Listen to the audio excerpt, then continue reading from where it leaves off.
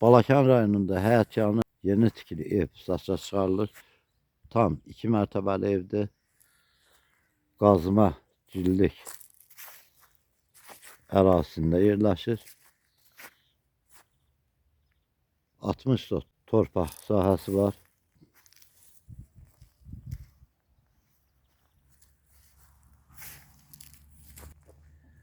Yəni yarım hektardan çoxdur.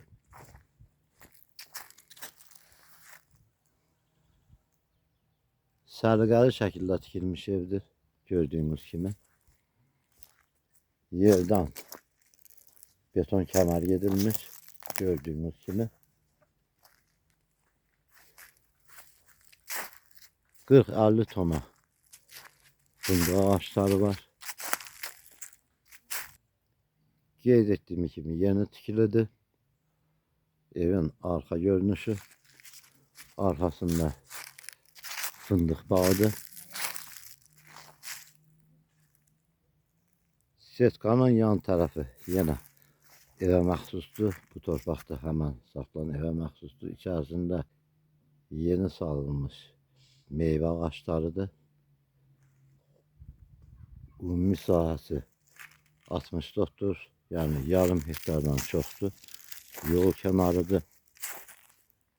Evin arxa tərəfində də giriş çıxış qapısı qoyulmuşdur dəmirdən.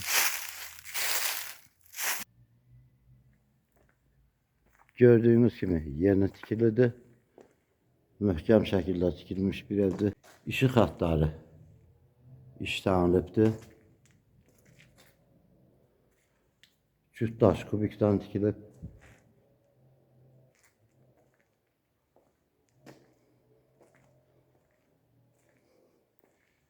Beton kolonların üzerinde tikilibdir.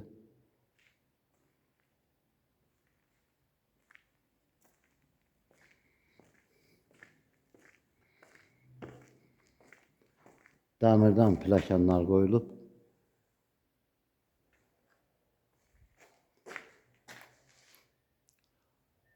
Hamam ayaq yolu hissəsində mərtəbə arası beton monolitdir. Gördüyünüz kimi pərdələr sıx məsafədə qoyulmuşdur. Gördüyünüz kimi ev şkatulkadan çıxıbdır.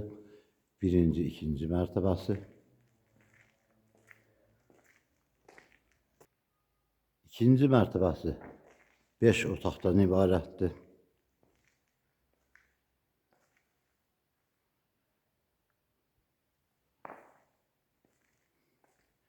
Pilləkənləri də gördüyünüz kimi dəmir şeylərə qoyulmuşdur yan tərəfinə. Möhkəm şəkildə tikilmiş bir evdir.